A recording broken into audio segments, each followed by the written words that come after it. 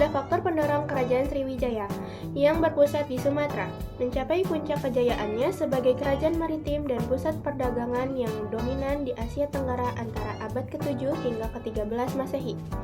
Kejayaan ini didukung oleh beberapa faktor, yaitu yang pertama ada lokasi geografis yang strategis. Sriwijaya terletak di jalur perdagangan laut internasional yang menghubungkan Tiongkok dengan India. Mereka menguasai Selat Malaka dan Selat Sunda, dua jalur pelayaran vital yang menjadi pintu gerbang utama bagi kapal-kapal dagang. Yang kedua ada armada laut yang kuat. Dengan kekuatan angkatan laut yang mumpuni, Sriwijaya mampu mengendalikan jalur-jalur perdagangan utama, melindungi kapal-kapal dagang dari perompak, dan bahkan menyerang kerajaan lain untuk memperluas pengaruhnya. Yang ketiga ada perdagangan internasional. Sriwijaya menjadi pusat perdagangan komoditas penting seperti rempah-rempah, emas, dan hasil hutan. Mereka menerapkan sistem perdagangan monopoli yang menguntungkan sehingga semua kapal yang melintasi wilayahnya harus singgah dan membayar bea masuk.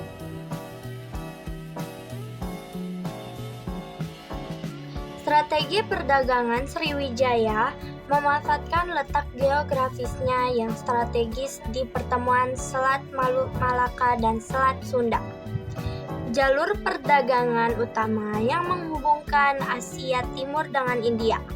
Dengan ini, kerajaan mampu mengendalikan arus perdagangan, memungut pajak, dan menjalin hubungan diplomatik yang menguntungkan. Selain itu, Sriwijaya memiliki armada laut besar dan cepat yang mampu mengangkat pasukan, barang, dan budaya, memperkuat penguasaan atas jalur laut.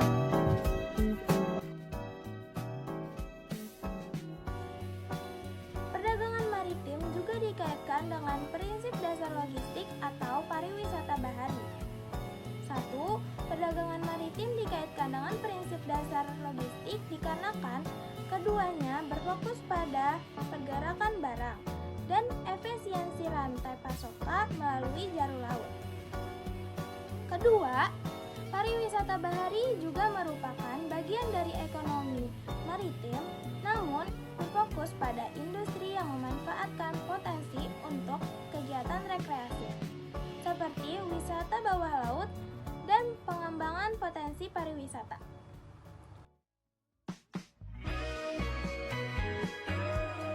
Lokasi geografis dan kekuatan maritim memiliki peran yang sangat penting dalam membangun ekonomi suatu negara. Negara yang memiliki letak strategis seperti Indonesia, yang berada di antara dua benua dan dua samudra, memiliki potensi besar untuk menjadi pusat perdagangan dunia. Sejarah kejayaan maritim seperti Kerajaan Sriwijaya membuktikan bahwa kekuatan laut dapat menjadi sumber kemakmuran dan pengaruh besar di kawasan. Hal ini bisa menjadi inspirasi bagi Indonesia masa kini untuk mengembangkan kembali potensi kelautannya, seperti melalui pengelolaan sumber daya laut yang berkelanjutan, peningkatan infrastruktur pelabuhan, penguatan industri perikanan, serta pembangunan ekonomi berbasis maritim. Dengan memanfaatkan posisi strategis dan kekayaan laut yang melimpah, Indonesia dapat memperkuat kedaulatan dan meningkatkan kesejahteraan rakyat.